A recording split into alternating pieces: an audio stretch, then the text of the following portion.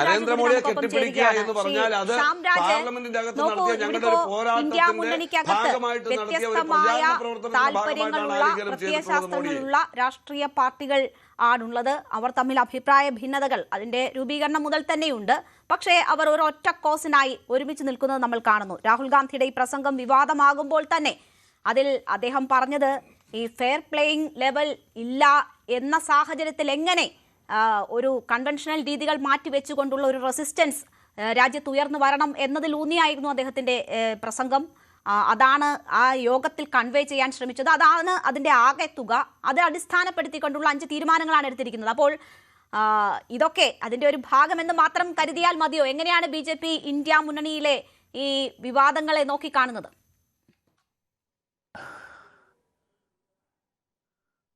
രേണുക, ഞാനിപ്പോൾ ഈ ചർച്ചയിൽ അധികം എന്തെങ്കിലും പറയേണ്ടതുണ്ട് എന്നെനിക്ക് തോന്നുന്നില്ല.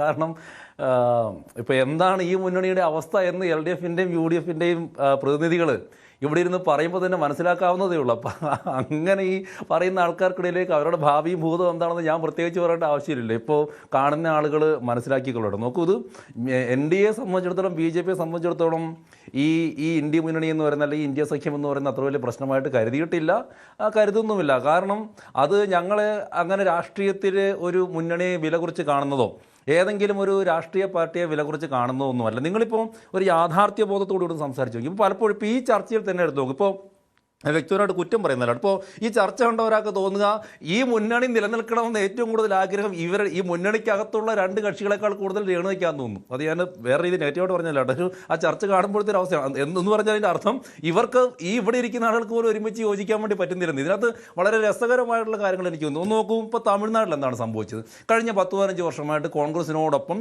കോൺഗ്രസിനെ വിജയിപ്പിച്ച കോൺഗ്രസിന് 5 MLA-മാരാണ് ഇവിടെ തമിഴ്നാട്ടിലുള്ളത്.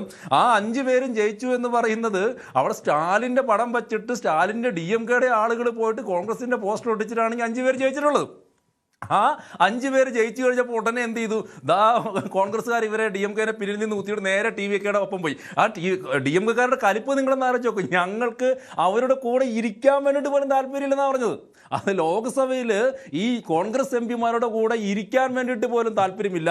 പിന്നിൽ നിന്ന് കുത്തുന്ന ചതിയന്മാരാണ് കോൺഗ്രസ്സുകാരെന്ന് പറഞ്ഞത്. കഴിഞ്ഞ 10-15 കൊല്ലം ഒരുമിച്ച് ഇവിടെ ഈ കോൺഗ്രസിൻ്റെ ഒപ്പം വരുന്ന സനാതന ധർമ്മത്തെയൊക്കെ ഉന്മൂലനം ചെയ്യണമെന്നൊക്കെ പറഞ്ഞാൽ സ്റ്റാലിൻ്റെ പാർട്ടിയാണ്. ഇപ്പം അതാണ് തമിഴ്നാട്ടിലെ അവസ്ഥ. ഇനി നിങ്ങൾ മറ്റു സംസ്ഥാനങ്ങളിലേക്ക് എടുത്ത് നോക്കി. മറ്റേ വെസ്റ്റ് ബംഗാളിലെ അവസ്ഥ എന്താണ്? വെസ്റ്റ് ബംഗാളിൽ ഇവർ പണ്ടേ ഇല്ല, ഇപ്പോൾ വന്നിട്ട് മമതാ ബാനർജി ഇല്ലാതായിരിക്കുകയാണ്. ഇനി ജാർഖണ്ഡിലെ അവസ്ഥ എന്താണ്? ജാർഖണ്ഡിൽ അവിടെ JMM-ഉമായിട്ട് പൊരിഞ്ഞ പോരാട്ടമായിരുന്നു. ഇവർ JMM-ഉമായിട്ട് ചർച്ച ചെയ്യാതെ ഇവരുടെ നേതാക്കന്മാരുടെ തന്നെ ഓഫീസിൽ പ്രവർത്തിക്കുന്ന നേതാക്കളെ പിടിച്ചിട്ട് സ്ഥാനാർത്ഥിയാക്കി എന്ന് പറഞ്ഞുകൊണ്ട് അവിടെ വലിയ യുദ്ധമായിരുന്നു.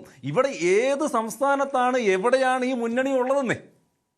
ഇപ്പോൾ DMK മാറിപ്പോയിരിക്കുന്നു, തൃണമൂൽ കോൺഗ്രസ് ഏകദേശം ഇല്ലാതായിരിക്കുന്നു. മഹാരാഷ്ട്രയിൽ വലിയ പ്രശ്നം നടന്നുകൊണ്ടിരിക്കുക.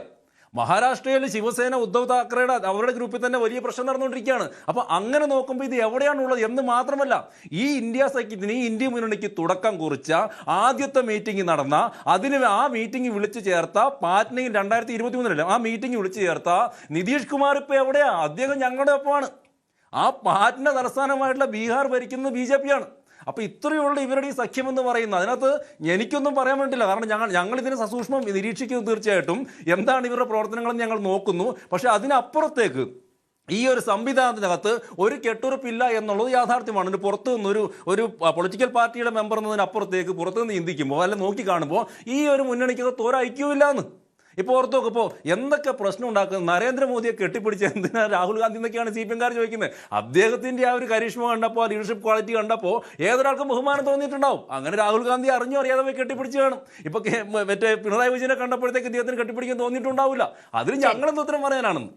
അതൊക്കെ ഓരോ വ്യക്തികളുടെ കരിഷ്മയോടെ ലീഡർഷിപ്പും അവരെ കഴിഞ്ഞില്ല ചെയ്യുന്ന ആളുകളൊക്കെയാണ്. അപ്പോൾ അത് മാത്രമാണ് ഞങ്ങൾക്ക് ഇതിനകത്ത് നോക്കാൻ വേണ്ടിയിട്ടുള്ളത്. പക്ഷേ ഞങ്ങൾ സസൂക്ഷ്മം നിരീക്ഷിച്ച് തന്നെ ഇരിക്കുകയാണ് ഇവരെന്താണ് ചെയ്യുന്നതെന്ന്. എന്തായാലും ഇവരെ നന്നാക്കണമെന്ന് ഞങ്ങൾക്ക് ഉദ്ദേശമില്ലല്ലോ. ഇവരിങ്ങനെ തന്നെ ആവണം എന്നാണ് ഞങ്ങൾ ആഗ്രഹിക്കുന്നത്. ബാക്കിയെല്ലാം വരുന്ന വഴികളിൽ കാണാം എന്നുള്ളത് മാത്രമേ എനിക്കിപ്പോൾ പറയാൻ വേണ്ടിയിട്ടുള്ളൂ. എന്തായാലും പാർലമെന്റിൽ ലോക്സഭയിൽ അന്ന് രാഹുൽ ഗാന്ധി പ്രധാനമന്ത്രിയെ കെട്ടിപ്പിടിച്ചതിന് ശേഷം ഒന്ന് കണ്ണിറുക്കി കാണിക്കുക കൂടി ചെയ്തിട്ടുണ്ടായിരുന്നു. അതിൽ എല്ലാം വ്യക്തവുമായിരുന്നു. എന്തുകൊണ്ട് ആ ഹഗ്ഗിംഗ് എന്നുള്ളത് വ്യക്തവുമായിരുന്നു. കൂടുതൽ വാർത്തകൾക്ക് news 18 Keralam YouTube channel subscribe ചെയ്യുക.